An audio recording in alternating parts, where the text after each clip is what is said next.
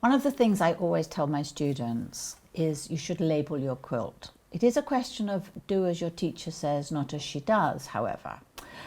But I understand that my lovely Janome machine has a function that will help me create my own. So who knows, I might get to do that. You're going to show me how I can do this? I am. We've got a tapering function on the machine. If you can see on the corners, we can put different angles on some of the stitches, so we can create little boxes and borders for different things. This is. Yep.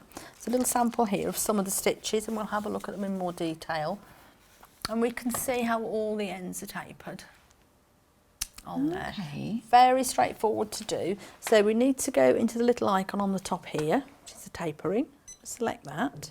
And you can see here we've got some stitches, but if we take, it looks like a little notebook on the top, that will bring us in the stitches that we can actually use the tapering function on. So for this one, I'm going to use a Greek key, so I can select the Greek key, and I can now, on here, it's showing me on the bottom, if I press that, all the different angles, and we can have the top and bottom with different angles if we want to. Right. But the ones for your quilt labels, we need a 45-degree angle top and a 45-degree angle bottom. Okay. It's also the feature on here, if you know how long you want this, you can work it out. So if I only want, say, 6 pattern repeats or 5 pattern repeats, there's a little calculator, and I'm going to pop in 5 pattern repeats. Okay, little calculators here, and it will just do those for me before it stops. Okay, and it's all shown on the screen. It's all shown on the screen. It's so easy, very visible. And again, we've got different ends. So I've got the 45 degrees. It's the one I always use. I'm going to go a little bit wild. I'm going to go 120 degrees, I think. So that's on the end and on the end there. And it will still do the same for me. So all we need to do now is sew. And it will sew that for me. And then again, when it's finished those 5 pattern repeats that I've set, it will stop. Okay. It's one of the times where you might want to take off the automatic foot lift and leave it with the needle set down into the machine. So when you pivot on the corner, you're not going to lose your position.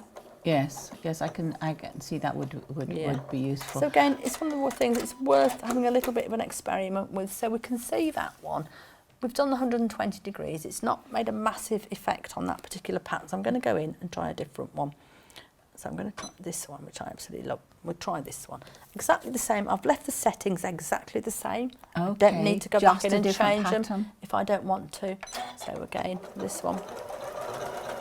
And it's just something you can have fun with and just experiment. And what if you want to do more than one side? You actually pivot on the corner. Okay. Then. So you can turn, you would finish the 45 degrees, you turn and pivot and set it. Okay.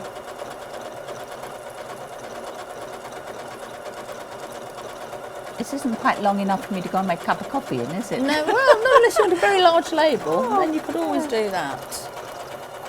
So it will. This is too intense to do anything than this sort of thing. You wouldn't use it so on press this, so we're going to stop this now. Quilting and things.